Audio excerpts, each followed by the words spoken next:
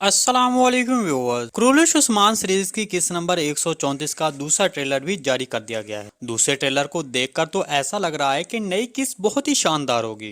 देखें, अब सीरीज का नया सीजन अपना तूल पकड़ रहा है और कहानी मजीद दिलचस्प हो रही है। तो फिर अब आने वाली नई किस में क्या होगा? क्या बुरहान बे शहीद हो जाएंगे? क्या मंगोल सीरीज में वापस आ गए हैं? सीरीज में शामिल होने वाला ये नया किरदार कौन है?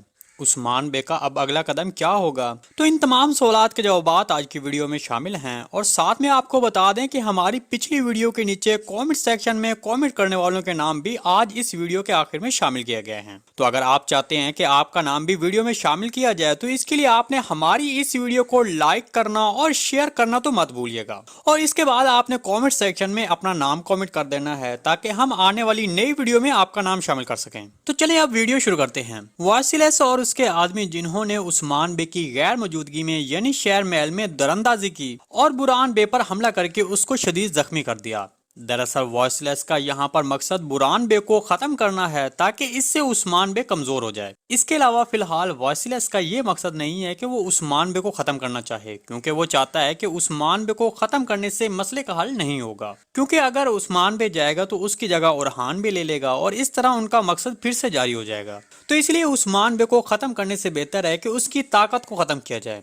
इसलिए वॉइसलेस और उसके आदमियों ने उस्मान बे के सबसे काबिल एतमाद आदमी को निशाना बनाया और उस पर हमला कर दिया। देखिए, यहाँ पर वॉइसलेस के साथ 4 आदमी थे जबकि बुरहान अकेला था, लेकिन बुरहान ने फिर भी उनके साथ जबरदस्त लड़ाई की। उसने 4 आदमियों को मार डाला और फिर शदीद जख्मी हो गया, और शदीद जख्मी होने की वजह से वो वॉइसलेस का मुकाबला नहीं कर सका। तो अब आगे सवाल ये पैदा होता है कि अब आगे बुरहान के साथ क्या होगा? क्या वो अब सीरीज छोड़ देगा?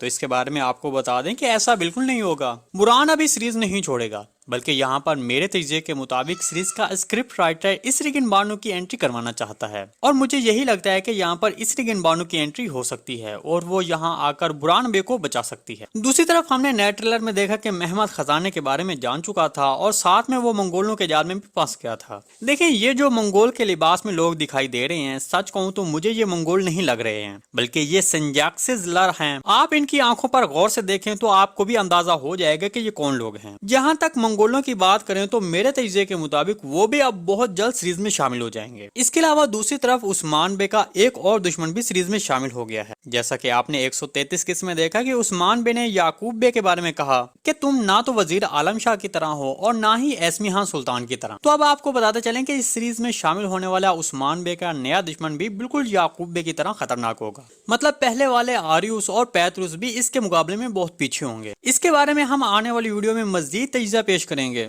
जी दोस्तों, आज की वीडियो आपको कैसी लगी? उम्मीद है आपको पसंद आई होगी। अगर हमारी वीडियो आप तक पर वक्त नहीं पहुंच रही तो बेल आइकॉन लाजमी प्रेस कर लें ताकि हर आने वाली नई वीडियो की नोटिफिकेशन आप तक बर वक्त पहुंचता रहे। मिलते हैं किसी नई वीडियो के साथ, तब तक के लिए अल्लाह हाफिज।